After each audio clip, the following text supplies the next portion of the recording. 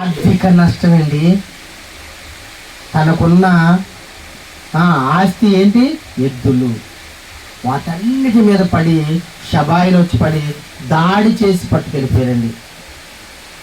అంటే తన జీవనాన్ని మీద దెబ్బ కొట్టాడు ప్రియమైన దేవుని పిల్లరా. తన ఆర్థికంగా దెబ్బ కొడుతున్నారండి. అంత ఈజీ కాదండి. వాటి మీద పడి జరిగింది నీకు తెలియకుండా నేను ఒక్కడిని తప్పించుకొని వచ్చిన్నా నన్ను. అతను ఇంకా మాట్లాడుతుండగా మరి ఒకడు వచ్చి, దేవుని అగ్ని ఆకాశం నుండి పడి గొర్రెలను పనివారిని రగులు పెట్టి కాల్చి వేసును, దాన్ని నీకు తెలియజేయడం నేను ఒక్కడిని తప్పించుకొని వచ్చాను. గొర్రెలండి 7,000 గొర్రెల మీద దేవుని అగ్ని ఆకాశం నుంచి పడగానే 7,000 గొర్రెలు చచ్చిపోయినాయండి. 7,000 గొర్రెలు చచ్చిపోయినాయి అనుకోండి, ఎంత నష్టం చెప్పండి. ఈ రోజున 7,000 గొర్రెలు అంటే కోట్ల రూపాయలండి ఆస్తి పోగొడుతుంది. చిన్న చిన్నగా దాడి ఒకటి దాడి జరుగుతుందండి. ఏమనుకుంటున్నారండి? చిన్న కష్టాలకు తూలిపోతామా? ఏమండి, ఏది జరిగినా సరే స్ట్రాంగ్గా నిలబడాలంటే అది దేవుని కుమారుడు అయి ఉండాలి. నీ కష్టములో, నీ కన్నీళ్ళు, నీ బాధల్లో నిలబడాలి. ఆ శక్తిని సంపాదించుకోవాలి. గాడిదలు పోయినాయి, గొర్రెలు పోయినాయి, ఒంటెలు చచ్చిపోయినాయి. తర్వాత ఏం చేయాలి? పెద్ద సుడిగాలి వచ్చి వీళ్ళ 10 మంది ఉంటున్న కుటుంబంలో ఒక్కసారి సుడిగాలి ఇంటిని కొట్టగానే ఇంటి మీద అన్ని వస్తువులు వాళ్ళ మీద పడి 10 మంది కొడుకులు చనిపోయారండి. 10 మంది కొడుకులు అంటే 7 కొడుకులు, 3 కూతురు చనిపోయారండి. ఎంత కష్టం వచ్చిందండి. 10 మంది పిల్లలతో సంతోషంగా ఉంటున్న యోబు కుటుంబంలో దాడి జరుగుతుంది. గ్యాప్ లేదండి. ఒకదాని మించిన కష్టం ఒకటి ఎదురవుతుంది.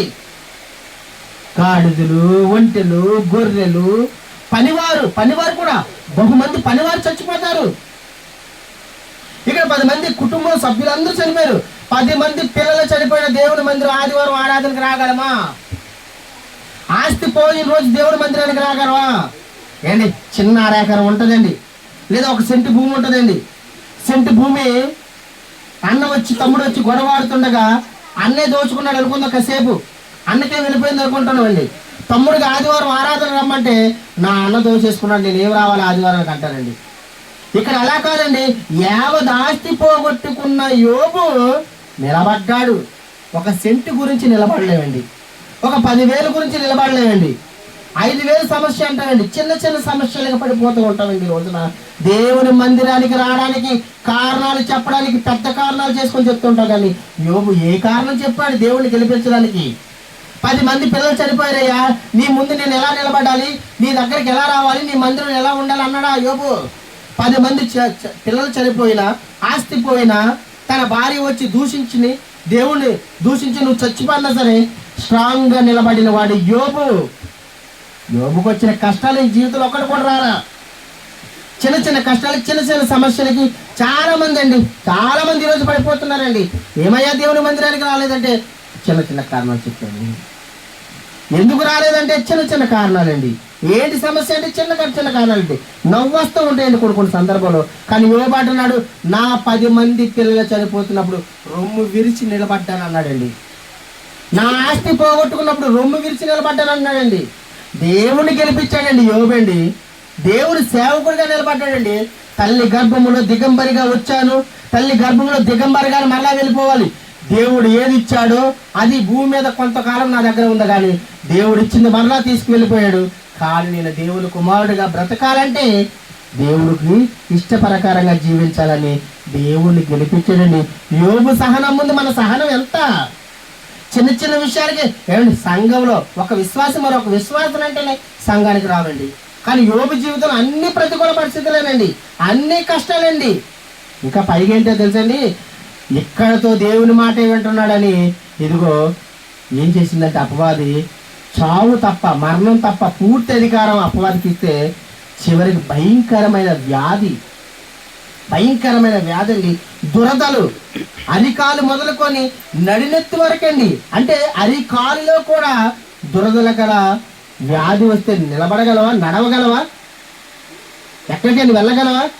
ఎక్కడికి కదల లేకుండా భయంకరమైన వ్యాధి వచ్చేస్తే ఆ వ్యాధి, ఆ దురదకి ఒక పెంకు తీసుకొని గోక్కుంటూ ఒక మూలను ఉండిపోయాడండి. అలా ఉండడానికి ఇష్టపడ్డాడే కానీ దేవుణ్ణి ఎక్కడా దూషించలేదు. ఇంత గొప్పవాడు, ఇంత ధనవంతుడిగా ఉన్నప్పుడే న్యాయంగా బ్రతికాడు, చెడుతనాన్ని విసర్జించాడు, పాపాన్ని వదిలాడు. కానీ సమస్య కాదండి, భయంకరమైన రోగమండి, భయంకరమైన వ్యాధి అండి. పిల్లలందరూ దూరం అయిపోయారండి, స్నేహితులు అసహించుకుంటున్నారండి, దేశంలో ఉంటున్న వారి పిల్లలు సైతం ద్వేషిస్తున్నారండి. చివరికి భార్య దేవుడిని దూషించి మరణం కమ్మని సలహా ఇస్తుందండి. ఇన్ని సమస్యల మధ్య సహనము కలిగి ఉన్నాడంటే మేలు జరిగినప్పుడే కాదండి, దేవుడు మన జీవితంలో కష్టాన్ని ఆహ్వానిస్తున్నప్పుడు కూడా నిలబడిన వాడే యోబు. ఇప్పుడు యోబు, ఈ కుమారుడా దేవుని సంఘానికి వస్తున్నావు, దేవుని మందిరానికి ఓ చెల్లెమ్మ వస్తున్నావు, చెల్లి నువ్వు యోబుని చూడు, అక్క నువ్వు యోబుని చూడు, ఒక క్రైస్తవుడు ఒక యోబుని చూడు. యోబు జీవితంలో వచ్చిన కష్టాలన్నిటి నీ జీవితంలో ఒక్కటైనా వచ్చి దేవుని విడిచిపెట్టడానికి పలానా కారణం చెప్తున్నావు కదా. యోబు ఏ కారణం చెప్పాలి, ఎందుకు వెళ్ళిపోతున్నావని యోబు నిన్ను ప్రశ్నిస్తున్నాడు. యోబు ఎక్కడా కూడా ఏ కారణం చెప్పలేదండి. ఒక క్లాసుకి రమ్మంటే రారండి, కొన్ని సందర్భంలో చక్కగా ఉంటారండి, చక్కగా పని చేసుకుంటారండి. కానీ ఒక క్లాస్ ఉందని కానీ క్లాసుకు కూడా రాని వారు ఈరోజు సమాజంలో ఉన్నారండి. ప్రియమైన దేవుని పని ఇవన్నీ మీకు ఎందుకు చెప్తాను తెలుసండి, చిన్న చిన్న వాటికి పడిపోవద్దండి. ఎంత పెద్ద సమస్య అండి. ఒక కుమారుడు చనిపోయాడా, 10 మంది పిల్లలు చనిపోయారు చెప్పండి. ఇక్కడ 10 మంది చనిపోతే దేవుడు మందిరం రాగలవా? దేవుడిని పూజించేస్తానండి. ఈ దేవుడే అండి, ఈ దేవుడు నమ్ముకున్న తర్వాత 10 మంది పిల్లలు చనిపోయాడు అంటారండి. కానీ ఇక్కడ 10 మంది బిడ్డలు చనిపోయిన తర్వాత కూడా నిలబడిన వాడే యోబు. అందుకే యోబు సహనము కలిగిన వాడండి. అంటే యోబుని మాదిరిగా చేసుకొని మనం జీవించాలండి. అలా మాదిరిగా చేసుకొని జీవిస్తే యోబు గారు లేచిన వెంటనే దేవుడు మనకు గుర్తు రాగానే, సమస్యల ఇబ్బందులు యోబు గారు గుర్తు రాగానే, ఏం లేదు యోబు గారి కంటే వచ్చింది అది నాకు జీవితం లేదు, చాలా చిన్నదే, ఈ చిన్నదాన్ని దాటకపోతే నేను ఎలా బ్రతకగలను దేవుళ్ళని ఒక్కొక్కటి అలవాటు చేసుకొని మనల్ని మనం ఏం చేసుకోవాలి తెలుసా, కాన్ఫిడెంట్గా బలంగా ధైర్యంగా నిలబడడానికి ఒక మార్గాన్ని దేవుడు మనకు తెలుస్తుండగా ఆ మార్గంలో ప్రయాణించుకుంటూ వెళితే మన సమస్యలన్నీ కూడా కష్టాలన్నీ కూడా మర్చిపోయి బ్రతుకుతామండి. అవన్నీ కూడా చాలా చిన్నవండి, చాలా చిన్న వాటిని పెద్దగా చూస్తామండి. ఎప్పుడు కూడా దేవుడు గొప్పవాడా, నీ సమస్యలు గొప్పవా చెప్పండి, నీ కష్టాలు గొప్పవా, నీ ఇబ్బందులు గొప్ప? దేవుడు చాలా గొప్పవాడండి. దేవుడు చూడు సమస్య చాలా చిన్నగా ఉంటుందండి, సమస్యను చూడు దేవుడు కనిపించదండి. దేవుడి వైపు పరుగులుతి, దేవుని వైపు నీ ఆరాధన, దేవుని వైపు నీ జీవితం, నీ జీవితంలో దేవుడికే మొదటి స్థానం. నీ జీవితంలో వస్తున్న ఏ సమస్యనైనా సరే పక్కన పెట్టేస్తానండి. అలా నిలబడాలని మిమ్మల్ని అందరినీ కోరుకుంటున్నానండి. బలంగా ఉండాలండి, బలంగా నిలబడాలండి.